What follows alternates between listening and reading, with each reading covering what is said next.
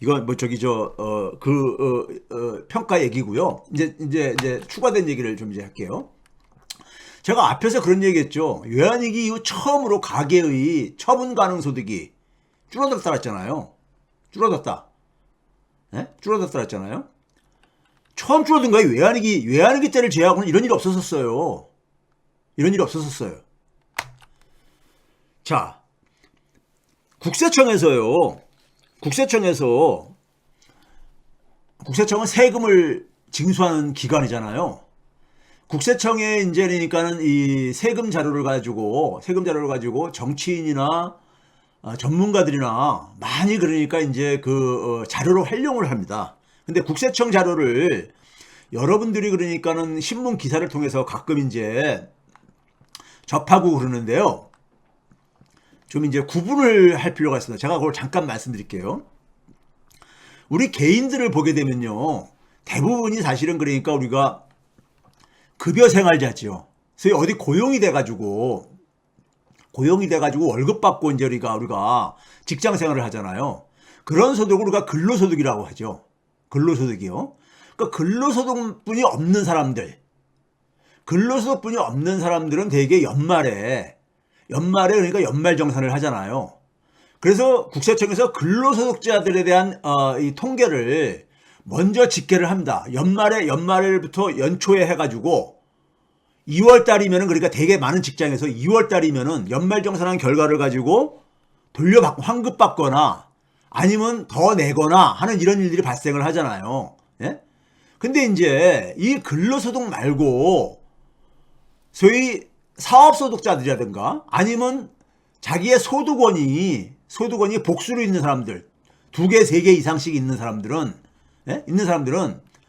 그 다음에 5월 달에 다 소득을 합해가지고 종합소득 신고를 하잖아요. 종합소득 신고를 하죠. 네? 그렇죠? 그래서 종합소득 신고를 하는 사람들이 한 40% 정도가 돼요.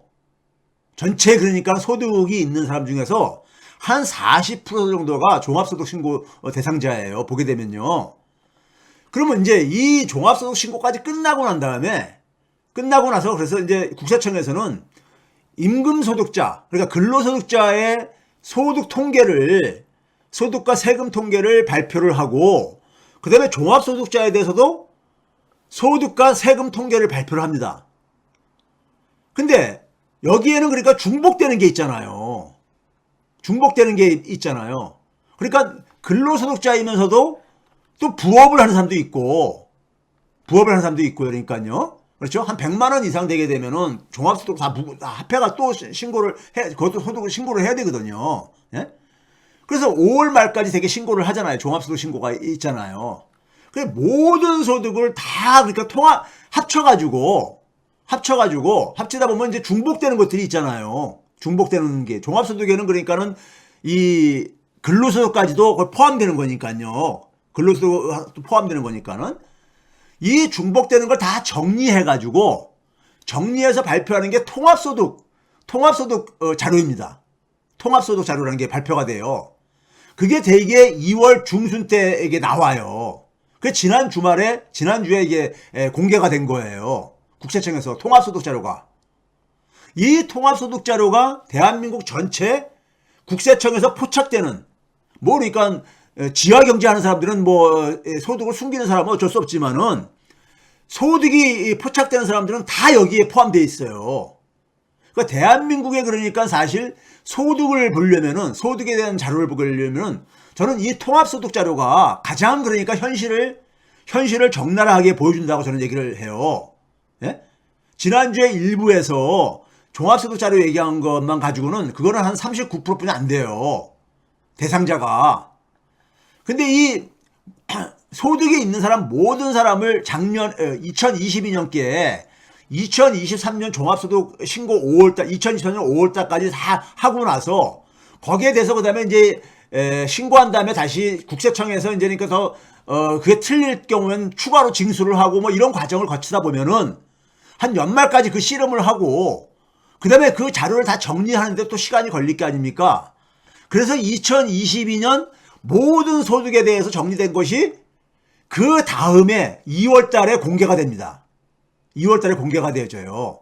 그러니까 지금 이제 2023년 거는 아직 그러니까 종합소득신고가 2023년도 거는 올해 5월 달에 다 또 신고를 해야 되기 때문에 아직 나올 수가 없죠.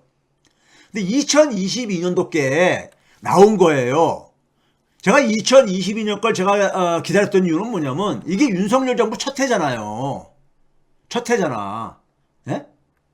그래서 윤석열 정부에서 모든 대한민국의 소득 활동을 하는 사람들의 소득에 대한 변화가 어떤 변화가 생겼는가를 이걸 굉장히 제가 기다렸던 거예요. 네? 기다렸던 거야.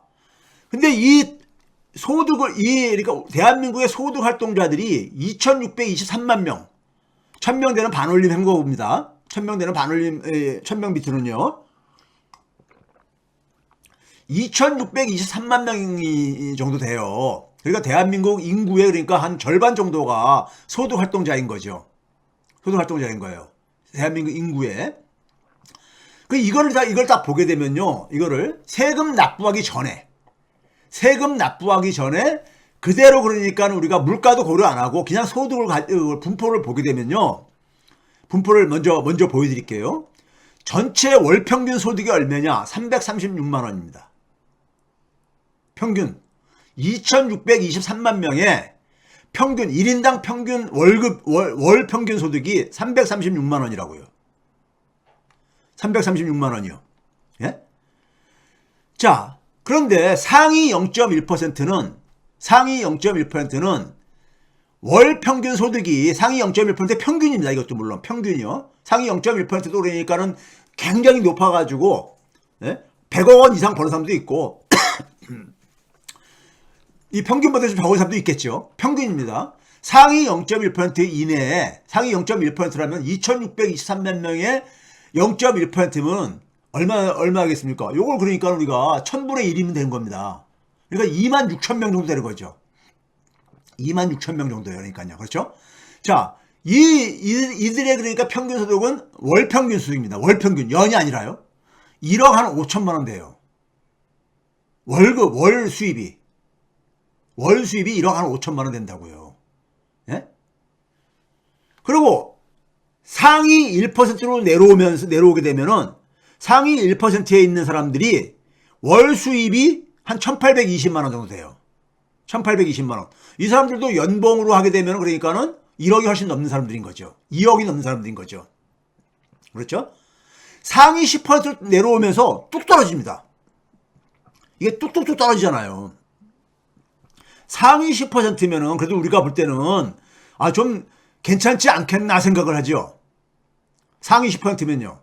이거 세금 납부하기 전입니다. 세금 납부하기 전이에요. 예? 세금 납부하기 전이라고요. 상위 10%가 700만 원 조금 넘어요. 703만 원. 월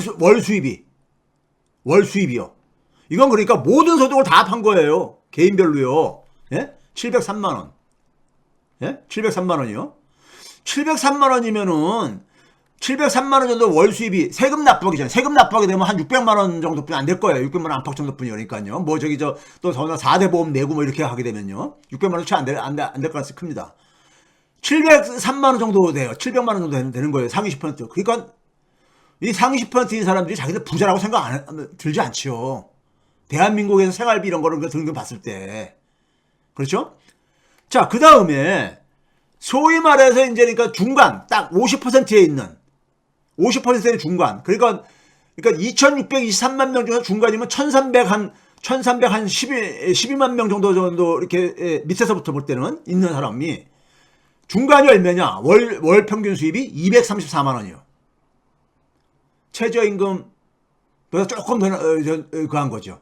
최저임금보다 조금 더 높은 거죠. 작년도 최저임금이 한 206만 원 정도 되나요? 그랬으니까는. 그리고 우리가 흔히 OECD에서 얘기하는 중산층을 하위 30%에서 상위 30% 사이에 있는 이 40%, 중간에 있는 40%를 기계적으로 잘라가지고 중간에 있다고 해가지고 중산층이라고 편하게 이렇게 구분을 해요. 근데 이 중산층이라고 불리는 사람들이 하위 30%는 131만 원이에요. 월 수입이. 그러니까 밑으로 내려갈수록 굉장히 빠르게 하니까 이게 줄어들어요. 예? 굉장히 빠르게 줄어듭니다. 상위 30% 해봤자 365만 원이에요. 세금 납부하기 전입니다. 세금 납부하기 이전이요. 예? 그러니까 우리 사회 속에서 중산층이라는 사람이 세금 납부하기 전에 130만 원에서 365만 원 정도 월 수입이 다 합한 수입이요. 제가 이걸 가지고 얘기를 하는 거예요. 이걸 가지고 얘기하는 게 뭐냐면은 흔히 제가 하는 얘기가 대한민국이 자영업자의 무덤이잖아요. 먹고 살기 힘들다 자영업자가 어렵다고 하는 이유가요. 이 소득 분포를 보면 딱 답이 보여요. 130만 원에서 그러니까 전체의 70% 국민이요 365만 원 이하예요. 세금 납부하기 전에 소득이 월 수입이. 그러니까 별로 쓸 여력이 없는 거죠. 쓸 여력이 없는 거야. 예? 쓸 여력이 없는 겁니다. 평균이 336만 원인데 상위 30% 365만 원이 무슨 얘기예요? 평균 이하가 거의 그러니까 65% 정도가 저기 평균 이하에 분포되고 있다는 얘기인 겁니다. 예? 자, 그다음에 실질 소득으로 이제 그러니까는 이걸 계산해 봤어요. 예? 실질 소득으로요. 실질 소득으로 가게 되면은 세금 납부하기 전에 실질 소득으로 보게 되면요. 2021년도에 비해 가지고 대체로 다 줄어들었어요. 심지어 상위 0.1%조차도 줄어들었어요. 실질 소득으로는요. 이게 윤석열 정부에서 일어나는 겁니다. 그러니까 지난해는 더 줄어들었을 거예요. 지난해 통계가 일부 통계들이 있기 때문에 보게 되면요. 더 많이 줄어들었습니다. 그러니까 지금 윤석열 정부 출범하고 나서 개인들, 가게들의 소득이 줄어들고 있는 거예요. 줄어들고 있는 거야. 실질 소득이요. 상위 0.1%는 1141만 원이나 줄어들었어요. 예? 1141만 원이나. 그러니까는 돈 많은 사람들이요. 어떤 미친 사람이 김건희가 재산이 60억 대인데 300만 원짜리 백을 받겠냐 이런 소리 하는데 웃기는 소리입니다. 우리가 흔히 그런 얘기 있잖아요. 있는 사람들이 더 밝힌다 그러잖아요. 그거 왜 그런지 아세요? 돈이 많은 사람들은요. 돈이 돈을 벌어줘요. 돈이 돈을 벌어주기 때문에 소득이나 재산이 되게 줄기가 쉽지 않아요. 있는 사람들은요. 예? 그렇잖아요. 구조상으로. 그러다 보니까 줄게 되면은 굉장히 아주 그냥 신경질적일 수밖에 없어요. 예? 아니, 줄 수가 없는 구조거든. 기본적으로. 예? 줄 수가 없는 구조거든요. 근데 상위 0.1%도 1141만에 줄었어. 그러니까 물론 여기에는 그러니까는 근로소득뿐만 아니라 모든 소득을 다 합친 겁니다. 이 소득이라는 것이요. 통합소득에는요.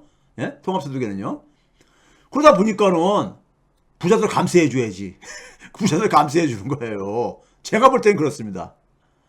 상위 1.0%도 10만 원 줄어들고 하위 30%도 만 원 줄어들고 이거 제가 뒤에 다시 한번 보여드릴게요. 얼마나 줄어드는지를. 그 다음에 전체 평균 세후 실질 수입을 보게 되면요. 세후 실질 수입을 보게 되면 전체 평균입니다. 월 평균. 실질 수입으로 보게 되면요. 300만 원이 안 돼요. 우리나라요. 평균적으로요. 근데 작년에 2022년도에 2020년 팬데믹 수준으로 줄어들었어요. 팬데믹 수준으로. 이 소득이 제가 지금 이 초점을 맞추는 이유가 있습니다. 뒤에서 이제 보여드릴 건데. 제가 그래서 2022년도 이 국세청 통계 자료가 나오길 굉장히 기다렸어요. 굉장히 기다려가지고 나오자마자 제가 이제 이걸 취득해가지고 제가 분석을 한 겁니다. 분석을 한 거예요. 이게 이제 왜 뒤에서 관련돼 있기 때문에. 세금 납부하고 난 이후에 실질 수입을 보게 되면요. 2017년이면 문재인 정부 때부터잖아요. 근데 2022년이 윤석열 정부 첫 해예요. 첫 해요. 근데 1분위가 뭡니까? 상위 10%죠. 그러니까 전체를 그러니까는 열등분을 안 왔을 때, 아까 2,623만 명을 열등분을 안 왔을 때, 상위 10%에 있는 사람들이 2022년도 통합소득이 963만 원이었었어요. 963만 원. 근데 이게 언제냐? 이 빨간색으로 박스해 놓은 게요. 그때 수준으로 돌아갔다는 얘기입니다. 보태수는 돌아간 거야. 언제냐? 2020년과 2021년 사이로 줄어든 거예요. 그렇잖아요. 2020년에 953만 원, 2021년에 983만 원이니까는 그 사이로 들어간 거잖아요. 줄어든 거잖아. 그 다음에 11%에서 10% 넘는 것부터 20%까지 사이에 있는 사람들이 2분이라고 그러죠. 예? 2분위는 497만 원인데 이게 언제 때냐? 2019년이 495만 원이었었어요. 그러니까 2019년과 2020년 수준으로 줄어드는 거야. 줄어든 거예요. 예? 자, 그래가지고 한 6분위까지 보게 되면은 한 2020년 정도까지, 2020년 전후로까지 이렇게 줄어들었어요. 근데 그 밑으로 내려갈수록 소위 저소득층들이죠. 그러니까 6분위부터는요, 절반, 반 이하는 200만 원이 안 되잖아요. 191만 원. 6분이면은요, 51%에서 60% 사이에 있는 사람입니다. 51%에서 60% 사람이 6분이죠. 이들의 평균 실질 수입이 월 191만 원이에요. 최저임금보다 안 되잖아요. 최저임금보다 간 층이잖아요. 우리나라 소득이 이렇게 취약합니다. 개인들의 소득이 이렇게 취약해요. 예? 취약해요. 저 밑에 하위 10%는 하위 10%는요 2018년으로 돌아갔습니다. 2018년 이전으로 돌아갔어요. 하위 20% 밑에까지 9분위 10분위가 하위 10% 하위 20% 저거잖아요. 2018년 이전으로 돌아갔어요. 2018년 이전으로. 예? 그런데 이 저소득층이 예? 많은 사람들이 윤석열 찍고 그런다 그러잖아요. 이게 참 비극입니다. 이게 비극이죠. 그러니까 하위 30%부터는 2018년 이전으로 돌아간 거예요. 2018년 수준 이전이나 2018년 수준으로요. 예? 5년 전으로 돌아간 거예요. 예? 그렇죠. 여기 자산불평등이 훨씬 심하다는데 지금 그러니까 소득도 중요하니까 소득할 땐 소득에 집중합시다. 예? 집중하고요. 자, 이게 어쨌든 이게 여러분 줄어드는 게 쉽지가 않다니까는 2021년까지 이렇게 증가를 했잖아요. 팬데믹 때라는 특수한 상황 빼놓고는 보게 되면은 예? 이거 여러분들 가볍게 봐서는 안 돼요. 이게 이제 뒤에서 얘기하는 거와 관련이 있어요. 이 부동산 가격하고 관련돼 있다니까요. 자, 2022년에 월 수입 분포를 보게 되면요. 월 수입 분포를 보게 되면 300만 원 이하가 1678만 명입니다. 아까 제가 그랬잖아요. 전체 소득 활동자가 2600 한 23만 명인가 이렇게 된다 그랬잖아요. 예? 1700만 명 가까운 사람이 300만 원이 안 됩니다. 전체의 63%예요. 예? 그러니까 300만 원 안 되는 사람이 국민 그러니까 10명 중에서 아니 소득 활동하는 사람 중에서 10명 중에서 6명이 넘는 거예요. 근데 자영업이 어떻게 장사가 돼요?